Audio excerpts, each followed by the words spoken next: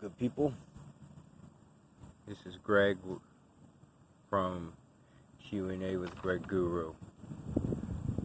First, I'd like to say shalom out there, and also I must apologize because it's been a good many months since I've made a video. I was sloppy, so I must atone for that and make an apology. So I apologize for that. Well, thankfully, some people were forgiving and was allowed to ask me some questions, so I appreciate that. And if you like what you hear, please like it and subscribe. Hit the notification button so, you can see if your answer gets answered. Most likely it will. And also, so it might be something that be on your heart to get in touch with. Like, here now, I figured the first time in a long time to do my video, I'm here at my daughter's cheerleading practice. Ready to bust out my video. Just for the people, so you might hear cars ride by and stuff. And you might hear them yelling. Maybe, I don't know. Just let give you pre-warning. Well, let's get it going. We have a couple questions here that people ask, so I'm going to begin to answer them. Question number one is it right to have trust issues for new or old people? Personally, I feel that having trust issues is not okay because I don't truly understand the concept of what trust issues mean. Like, I get meaning you don't trust people. Yeah, I get that. But in the context, the way people use that today, that I don't understand. It's like you can talk to somebody that you just start to build a bond with, and they talking about that they don't trust anybody. They have trust issues. It's like, you don't even know me, though. It's like, that's very strange and odd to have that type of mentality. And that could be very damaging to the generations that come after that. But, like, I can understand and agree if you have people in your past that, show betrayal and ended things badly during your friendship or just any type of relationship, then I can understand. But you have trust issues with that person. I would say I have trust issues with certain people. I wouldn't say I have trust issues. Issues mean you have issues with everybody in the context that you're using that in. That was a dang fly. Sorry for that, people. But hopefully I gave you some understanding on at least how I feel about when someone asks me that. I'm going to move on to the second question. I have a service animal, and they won't let me move into the house because I have an illness that is not visible. Well, the thing is with the government, man, they're too powerful now because we gave them that power. So there's not too much things where they give us access to letting the door be open, but they won't let us walk in, so to speak, if your mindset is on that level to understand that meaning. It's like,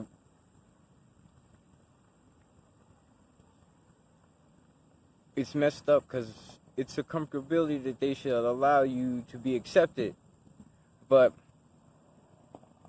these are people that are you dealing with face to face, so they're going to have their own mentality and emotions with it. So they may feel that you need a visible illness. Just blatantly. And I can understand that. I'm not saying I agree, because y'all are listening to what I'm saying. I don't agree to that, but I can understand what they mean. People that are blind or, have like autism or something like that. You know what I mean?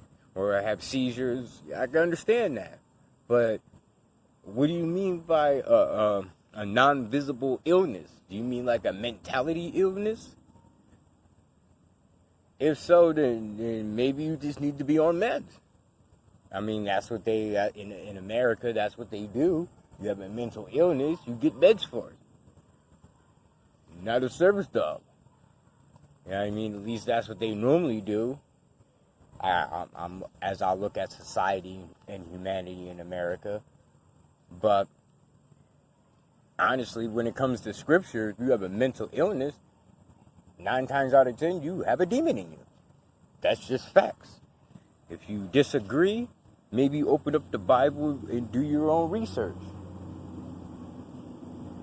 And try to prove me wrong on the facts that I'm giving you there when it comes to that scripture. You know what I mean? Because you can give a man a fish, or you can teach him how to fish. You give a man a fish, he'll eat for that day. And I don't feel I should have to finish that sentence if you don't, because you should know that analogy. But that's how I feel about that. But honestly, personally, towards the person who asked this question, I feel for you that you're going through that type of struggle. You know what I mean? I would just say cling to Yah more, and maybe He will bless you and make things be a lot easier for you. That's all the advice I can give to you about that. I'll move on to question number 3. My girlfriend is pregnant and won't... sorry, I apologize for that. My girlfriend is pregnant and wants to get an abortion. And I'm not cool with it. But because she's carrying the child, she thinks she's fully her right. And I have no say.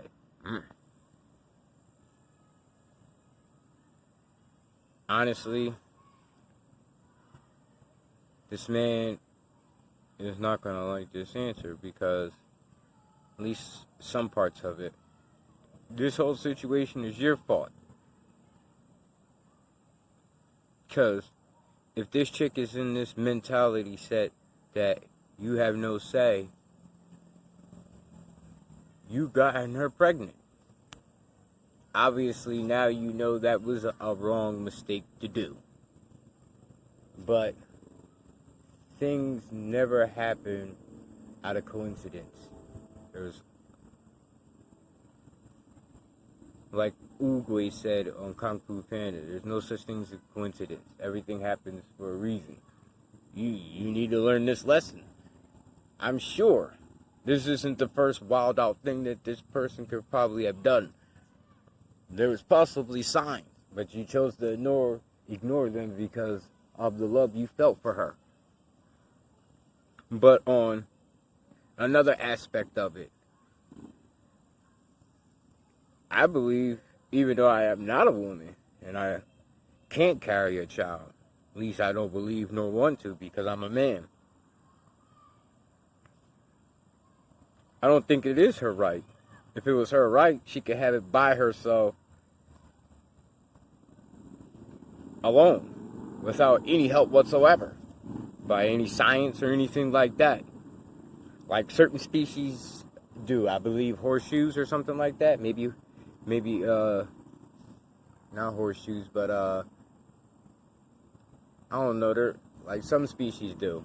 My mind's drawing a blank on that, so I'm going to not name anything. So she could do it like that. If it was her full responsibility, it takes 2 to make a child. If you ignore the weird science of it all, without that, artificial insemination or something like that, it is not her right. You do have a say. Like you had a say in sex. Like, it is always like that. But I feel for you because most societies look at it like that. Like it is her say. So, the only way I can help you with is with my words, homie. You could try to fight. You know what I mean?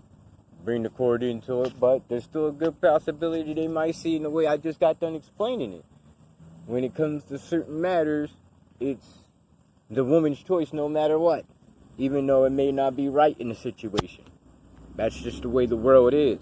Not saying it's right, but that's just the way the world is. So I'm going to move on to question number 4. I think my boyfriend is cheating on me. Because he gets a text from a woman, and he claims he has to help his friend's house fixing up cars.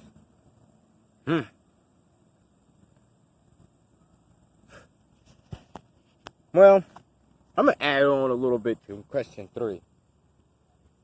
Sometimes men with women,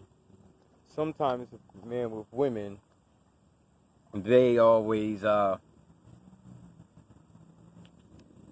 when it comes to you women, you get all this power in the world, and sometimes you just still don't know what to do. It's sad when you mentally think about it. It's like, if you feel it's for anybody in a relationship, if you feel your partner's cheating, you have this feeling, seek it out. Never be afraid to accept truth. Truth always can keep us righteous if you really think about it. That's what I gotta feel about that. It's like, have you ever asked, could you go with? Did you ever ask him about the female? It's like, ask him about these things. If he says no, you can't go, then that's very suspicious. And if you can't accept his answer, say if he's like, oh no, you can't, and you're not still cool with that, I wouldn't stay in a relationship. That's toxic, because you're always going to be thinking about that occasionally. What is he really doing? And then most people, when they really think like that, it's always a bad idea that they ponder in their mind or think about in their mind. That's dangerous. So you got to really think about what it is you really want in a relationship and how much you're willing to get treated in a relationship. Is how you getting treated really right? Is it really right to you? Are you comfortable with that? Are you comfortable with living with that for the rest of your life? You got to really ask yourself these types of things. I personally feel if I'm in a relationship, if my wants is not damaging, then I feel I shouldn't have to settle for anything. Why should I? If what I want out of a relationship is not damaging to myself or that person that I'm in a relationship, why should I sacrifice? Why should I settle? Settling and sacrificing is damaging and toxic for a relationship on both parts. You're not getting what you really want. And then what happens if you find what you want, but you can't because you got with something that you didn't really want?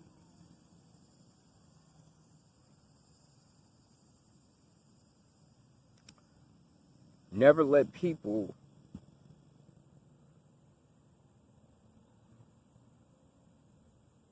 do things that you're not okay with. Never let people do that to you. That is very toxic to your mentality, because then you can be conditioning into continuously to keep on accepting that and feeling that it's okay when it never is. Letting people treat you in negative ways and accepting it like it's okay is never good. It is never good. Well, I hope you get something out of that. I'm going to skip on to number 5. Is religion really good? I'm going to say no. Religion isn't really good. On two fronts. The word religion isn't good. At least the concept on that us as the world looks at and describes it as, like Hinduism, religion like that. And what is the true intentions of it is to divide us, to keep us not united. I don't mean in a New World Order type of aspect united, but like my fellow brother, my neighbor. like that, collectively as a whole. That's the aspect that I mean that at. I'm Hebrew. I have a faith. You know, that's what it is. I'm not any type of religion. I don't back any type of religion. The only thing I back is my faith. My faith with Yah, my Father.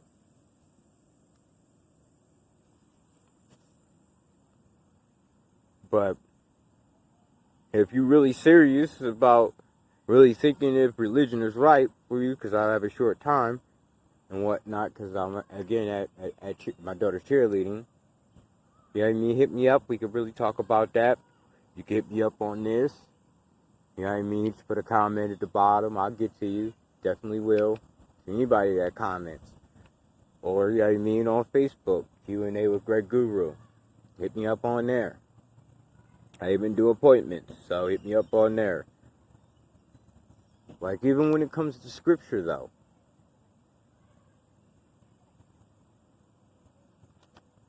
Yah says to his people, I will place a strong delusion. Think about that. I know some people can't concept large things, but really think about that. What is in the world a strong delusion?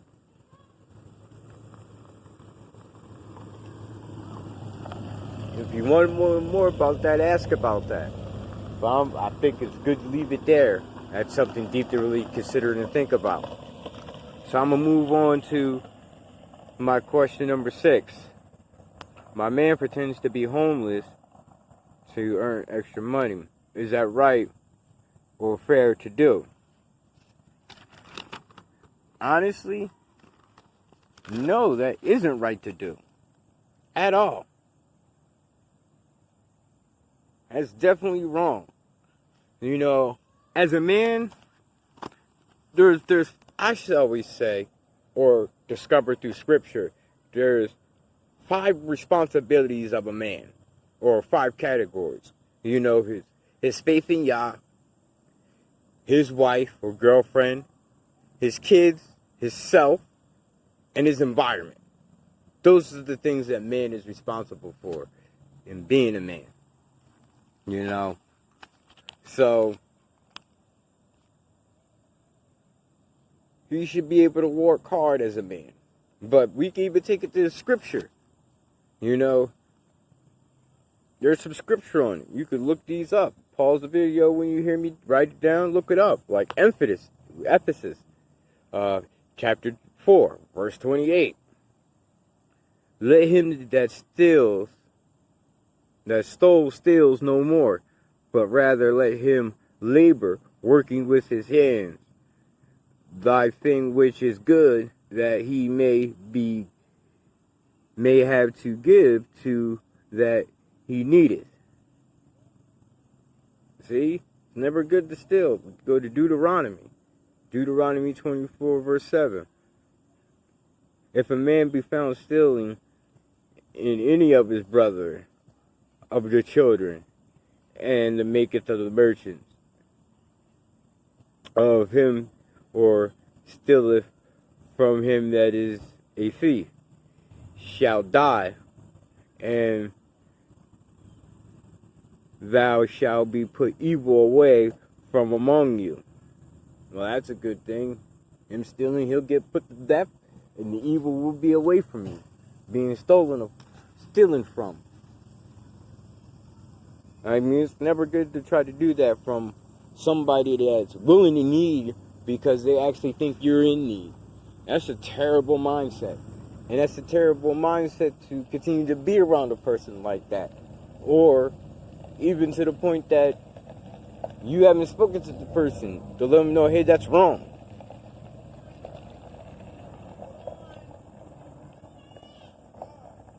I'll do one more. Look, I believe in Exodus 21, verse 16. And he that stealeth a man and sueth him, and if be found in him, he surely be put to death. Put to death. Luckily, it's not biblical time, but surely when judgment comes, you will be put to death. That's just facts. Well, I hope I answered your question. It definitely isn't cool at all. And technically, look it up in scripture when it comes to regarding stealing. You know what I mean? If you steal something, you have to pay that back. I mean, I believe I believe it's in Leviticus, I believe. Leviticus 19, chapter 19, verse 11. I believe it's in that. It talks about if a man steals one ox or one sheep, he has to replace it with 5 oxes or 4 sheep. You know what I mean? You're taking that as though, oh, that's just with cattle, but nah, he means that in general. If you steal something, you have to pay it back either 5 or 4 times its worth. That's just the way it is. But most have fallen short, so we don't tend to y'all's scripture anymore. But I feel I did answer your question. I do believe you may not like the truth or you may get upset at it, but I always try to give you what's real, good or bad, and keep it 100. So I'm going to move on to my final question. It's pretty deep. Is it right to have a pregnant woman and not have that means to take care of her?